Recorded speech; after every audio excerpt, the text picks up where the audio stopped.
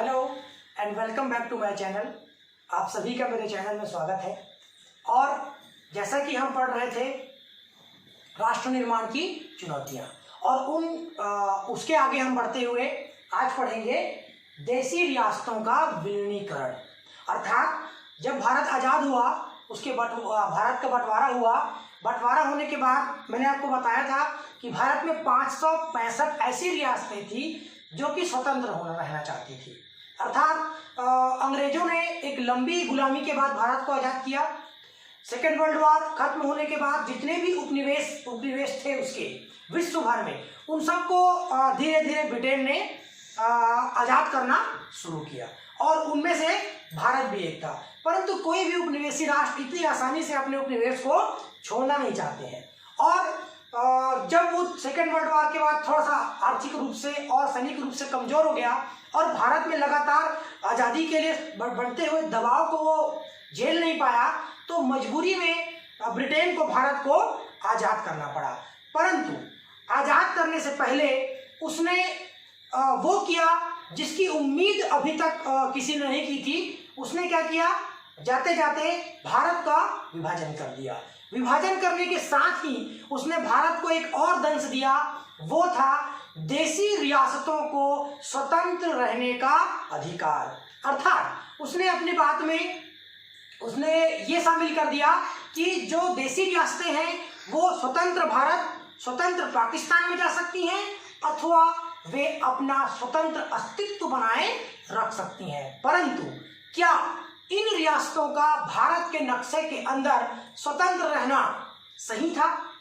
उस समय के जो कांग्रेसी नेता थे, जो भारत के शुभचिंतक थे, जो उस समय के राजनीतिक लोग थे, उन लोगों ने इस पर विचार किया कि क्या ये उचित है कि भारत के अंदर जो कि एक लोकतांत्रिक देश बनने जा रहा है, वहां पर इन राजाओं को, इन नवाबों को स्वतंत्र क्षेत्र प्रदान किया जाए, क्योंकि ये भारत देश की एकता और अखंडता के लिए बहुत बड़ा खतरा था।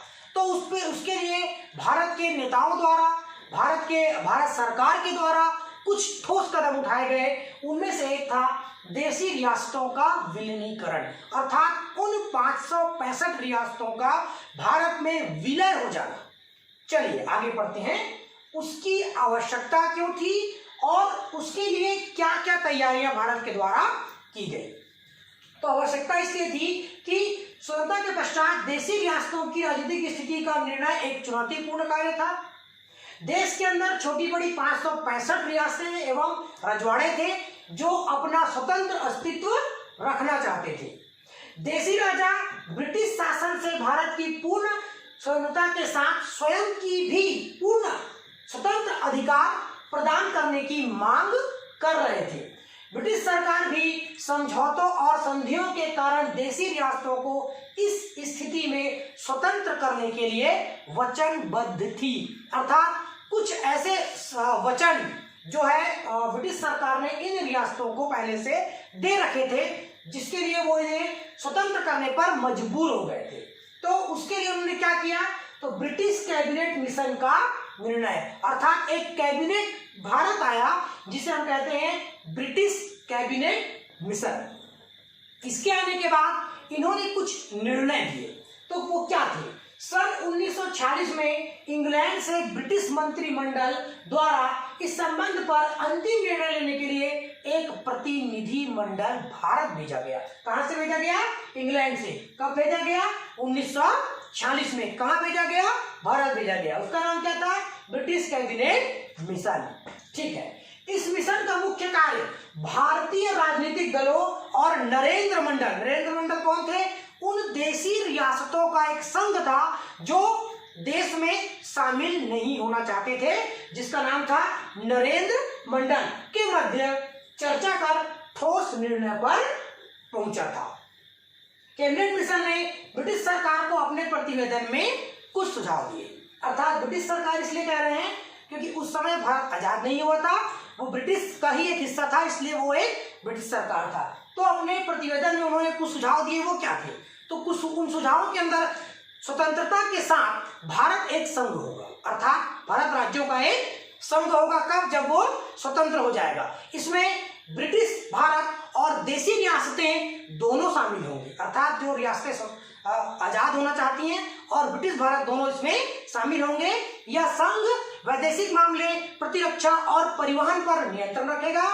उपर्युक्त विषयों के लिए जितने धन की आवश्यकता होगी उसे उगाहने की शक्ति किसकी होगी?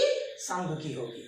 संघ को जो विषय एवं शक्तियां समर्पित की जाएंगी उन्हें छोड़कर बाकी विषय एवं शक्तियां रियासतों के जिम्मे होंगी। तो ये निर्णय जो है कैबिनेट मिशन के द्वारा दिया गया ब्रिटिश भारत के लिए। इन सुझावों पर नरेंद्र मंडल ने 29 जनवरी सन 1947 को अपनी सहमति प्रदान की और आगे चलकर संविधान सभा के साथ वार्ता के लिए रियासतों ने एक समिति का भी गठन किया, जिसका बाद में कोई निर्णय नहीं हो सका।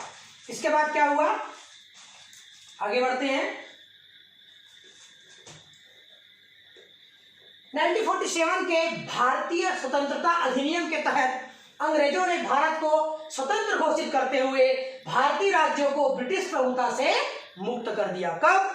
15 अगस्त सन 1947 को भारतीय स्वतंत्रता अधिनियम के द्वारा अंग्रेजों ने भारत को आजाद कर दिया।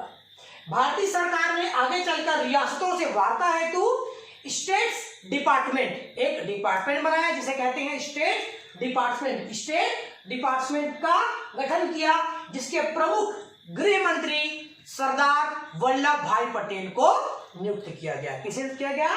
सरदार वल्लभ भाई पटेल को नियुक्त किया गया। तो देसी रियासतों के शासकों की प्रतिक्रिया। अब इस कैबिनेट या फिर डिपार्टमेंट के गठन के बाद इस विषय पर कि रियासतों का विलीनीकरण होगा तो कैसे होगा, नहीं होगा तो क्या होगा, पर इन शासकों की जो प्रतिक्रिया थी वो क्या थी। तो ब्रिटिश सरकार ने देश के 565 रियासतों व रजवाड़ों को यह अधिकार दे दिया कि वे अपनी इच्छा अनुसार अपना स्वतंत्र अस्तित्व बनाए रखें अथवा दोनों में से मतलब भारत अथवा पाकिस्तान में से किसी भी देश में अपना विलय कर ले। अर्थात ये ब्रिटिश सरकार का एक ऐसा निर्णय था जिसने भारत की भावनाओं को बहुत आघात पहुंचाया था। ये रियासतें भी खुद को पूर्ण स्वतंत्र मानकर दोनों देशों में संबंध बनाने की बातें सोचने लगी। अब इनको लगने लगा कि ब्रिटिश सरकार जो कि बहुत पावरफुल है, जिसने हम पर शासन किया, उसने ये निर्णय दे दिया है कि अब तुम स्वतंत्र हो, चाहे तो विलय कर लो या फिर स्वतंत्र रहो। तो इन्हें ये लगने लगा, ये स्वप्न देखने लगे कि हम क्या रहेंगे, स्वतंत्र रहेंगे। इन रियासतों में देश की कुल जनसंख्या का 1/4 भाग शामिल था और कुल क्षेत्रफल का लगभग 40% हिस्सा इन रियासतों के अंतर्गत आता था। इन रियासतों की जनता इस अधिनियम से संतुष्ट नहीं थी, मतलब वहां जो जनता थी वो उनके साथ अलग रहना नहीं चाहती थी। उनकी इच्छा थी कि वे भारत में ही शामिल हो जाए। उनकी धारणा थी कि अंग्रेजों ने उनकी भावनाओं की अवहेलना करते हुए इन शासकों को स्वतंत्र निर्णय लेने का अधिकार दे दिया।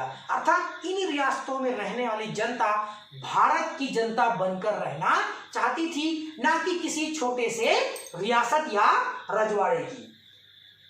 वहीं इसका लाभ उठाकर रियासतों के नरेश स्वतंत्र अस्तित्व बनाए रखने और प्राचीन राजतंत्र का स्वप्न देखने लगे। अर्थात जो रजवाड़े थे, जो रियासतें थी, उनको लगने लगा कि भाई अंग्रेजों ने हमको स्वतंत्र छोड़ दिया है, अब हम क्या करेंगे। प्राचीन समय में जो राजतंत्र हुआ करते थे, जहाँ राजा हुआ करता था और वो जनता पर शासन करता था, हम उस तरह की रियासत का, राज्य का अब क्या करेंगे, निर्माण करेंगे।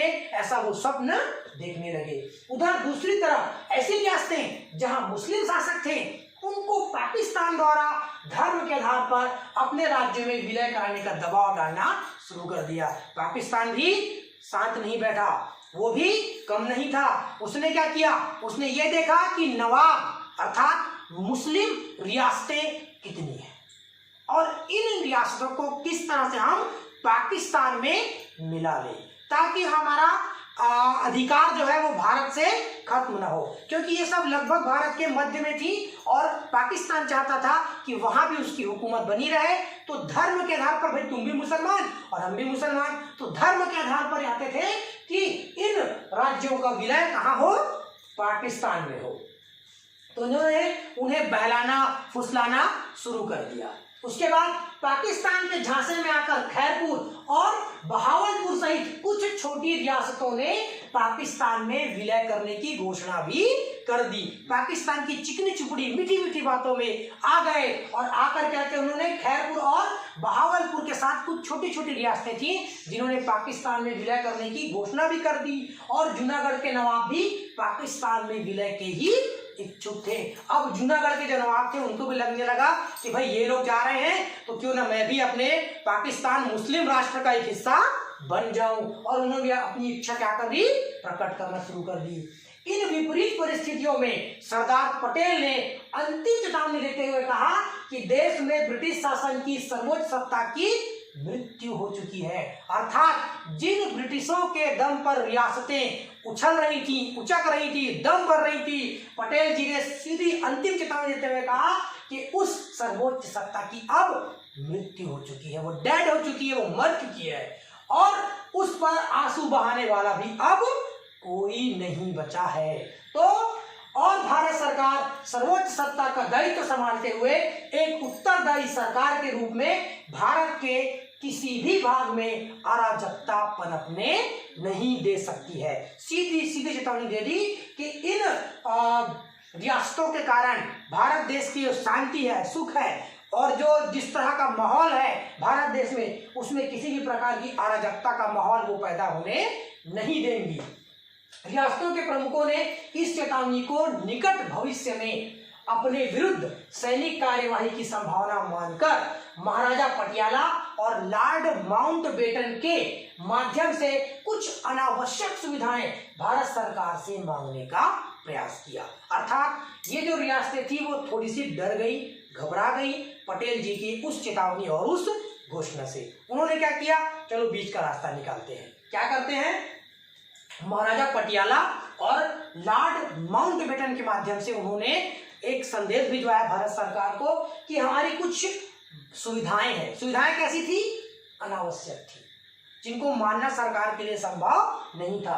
अनावश्यक सुविधाएं भारत सरकार से मांगने का प्रयास किया, परंतु श्री पटेल ने कठोर शब्दों में कहा कि देसी नरेश या तो सरकार के दस्तावेजों में लिखी गई शर्तों को स्वीकार करें, अन्यथा संभावित कठोर कार्यवाही के लिए तैयार रहे। पटेल जी कुछ भी सुनने को तैयार नहीं थे।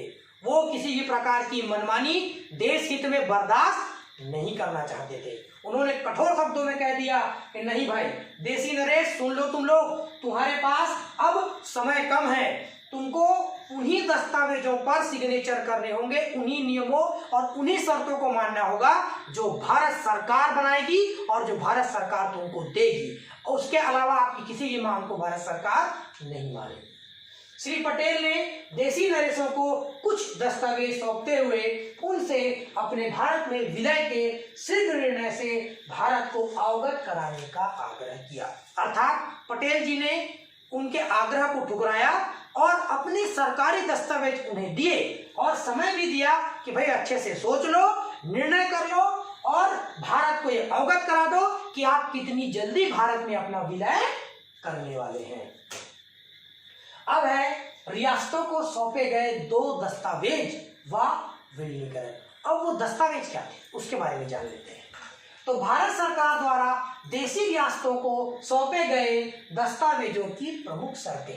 तो दस्तावेज क्या था, पहला था इंस्ट्रूमेंट ऑफ एक्शन। पहला क्या था, इंस्ट्रूमेंट ऑफ एक्शन। ये क्या था, इसमें देसी नरेशों को अपनी रियासतों की प्रतिरक्षा, विदेशी मामले व संचार एवं मुद्रा संबंधी समस्त अधिकार भारत की संघीय सरकार को सौंपते हुए भारत में अपनी रियासतों के विलय की स्वीकृति देनी होगी, पहला।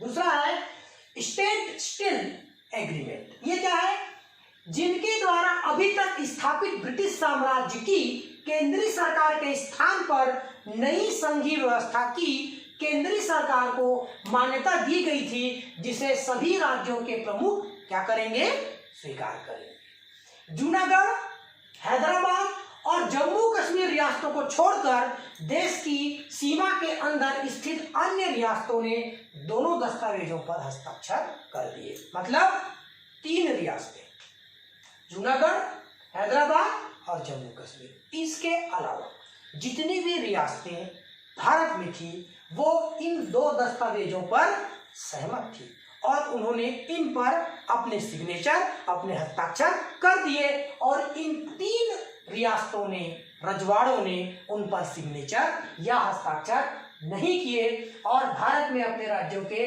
विलीनीकरण को स्वीकार कर लिया। इन राज्यों को छोड़कर, इन रजवाड़ों को छोड़कर बाकी बचे सारी रियासतों ने दस्तावेजों पर हस्ताक्षर कर भारत में अपने राज्यों के विलीनीकरण को स्वीकार कर लिया। अब क्या हुआ? जूनागढ़, हैदराबाद, ठीक है, अब इन्होंने स्वीकार नहीं किया, अंतिम चेतावनी दे दी गई, घोषणा कर दी गई, उसके बाद भी स्वीकार नहीं किया, तो जूनागढ़ और हैदराबाद के विरुद्ध कार्यवाही करने का ऐलान या उन्होंने सरदार पटेल के द्वारा कार्रवाई करने की धमकी दी गई और उसके परिणाम स्वरूप क्या हुआ या क्या कहें कि कार्रवाई कर दी गई। आगे देखते हैं। जूनागढ़ के नवाब ने भारत सरकार द्वारा सौंपे गए दस्तावेजों पर हस्ताक्षर नहीं किए और पाकिस्तान में विलय होने की घोषणा कर दी। मुस्लिम क्योंकि पाकिस्तान ने बरगला दिया था धर्म के नाम पर, तो इन्होंने क्या किया, भैया हम भारत में शामिल नहीं होंगे, हम कहाँ जाएंगे, हम पाकिस्तान जाएंगे। ठीक है, तो इस घोषणा के परिणाम स्वरूप वहां की जनता नाराज हो गई। जनता क्या हो गई, नाराज हो गई और उन्होंने संगठित होकर विद्रोह कर दिया। क्या कर दिया, विद्रोह कर दिया नवाब के विरुद्ध और राज्य पर अधिकार कर स्वतंत्र अस्थायी शासन की स्थापना करने की घोषणा कर दी। उन्होंने क्या किया, विद्रोह कर दिया और राज्य पर अधिकार भी कर लिया और स्वतंत्र स्थायी सरकार की घोषणा भी कर दी। तब क्या हुआ, उससे डरकर नवाब अपने परिवार सहित और स्वजनों, जिसमें बेनजीर भुट्टो के पिता जुल्फिकार अली भुट्टो भी सम्मिलित थे, कहाँ भाग गए, पाकिस्तान भाग गए। उसके बाद जनता के आग्रह पर फरवरी 1948 में जनमत संग्रह कराकर इस रियासत को भारत में मिला दिया गया। कब, जब वहां का नवाब अपने परिवार स्वजनों सहित कहां भाग गया, पाकिस्तान भाग गया। डरकर, जनता के विद्रोह से और आंदोलन से डरकर वो कहां भाग गया, पाकिस्तान भाग गया और जनता की मर्जी से 1948 में इस रियासत को भारत में मिला लिया गया। ठीक, इसके ठीक विपरीत हैदराबाद का नवाब अपना स्वतंत्र अस्तित्व बनाए रखना चाहता था। मतलब वो दोनों में से किसी की तरफ जाने के लिए तैयार नहीं था, अपना स्वतंत्र अस्तित्व बनाए रखना चाहता था और सरकार और रजाकर सेना का गठन करना शुरू कर दिया। उसने एक सेना बनाई जिसका नाम क्या रखा, रजाकर सेना। ये मुस्लिम सेना थी, मुस्लिम रजाकर सेना इसका पूरा नाम है, ताकि वह भारत सरकार की सैन्य कार्रवाई का सामना कर सके। मतलब वो युद्ध करने के लिए भी तैयार हो गया कि भाई अगर भारत सरकार उस पर हमला करेगी तो मेरी रजाकर सेना उसका सामना करेगी। फिर क्या हुआ, राज्य की जनता ने यह भांप लिया कि अंदर ही अंदर जो हैदराबाद का जो नवाब था वो षड्यंत्र कर रहा है, वार्तालाप करके, बातचीत करके गुमराह कर रहा है सरकार को और अंदर ही अंदर युद्ध की तैयारी कर रहा है, मतलब सेना का निर्माण कर रहा है। और राज्य की जनता ने नवाब के विरुद्ध विद्रोह कर दिया, जिसे दबाने के लिए नवाब ने रजाकर सेना का प्रयोग कर दमन चक्र चलाया, जिससे स्थिति और ज्यादा बिगड़ गई। दमन चक्र के कारण स्थिति और ज्यादा बिगड़ गई। राज्य की बिगड़ती स्थिति को देखकर लॉर्ड माउंटबेटन के दबाव में आकर नवाब ने दोनों दस्तावेजों पर हस्ताक्षर कर दिए, किंतु स्वीकृति पत्र भारत सरकार को नहीं सौंपा। अब क्या हुआ कि राज्य की स्थिति बिगड़ गई। बिगड़ती हुई परिस्थितियों को देखकर लॉर्ड माउंटबेटन ने दबाव डाला कि भाई तुम भारत में अपना विलय कर लो।